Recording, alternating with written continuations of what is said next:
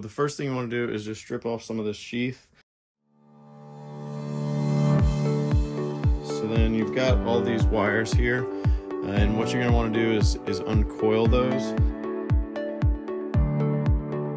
They still have a lot of waviness to them. So what you're going to want to do is grab it and put some pressure on it and coil it, kind of like you're trying to coil a birthday or Christmas present or something like that. So there's a solid color and then a white with the same color stripe. Orange stripe, orange, green stripe, blue, blue stripe, green, brown stripe, brown. So we're going to cut this off at an angle. If you just kind of wiggle them a little bit, just a little bit, it'll slide right into place. We're going to cut the excess off. So we're going to slide this in all the way. You want to have a little bit of sheathing here because these little tabs right here are going to bite into that and catch the sheath, and then it's going to crimp these little connectors right here.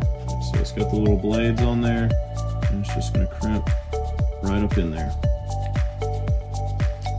And that's all there is to it. So you can see we bit down on there, we crimped these up, and that cable's ready to go. That's how you terminate these RJ45 connectors. If you have any questions, just leave them in the comments.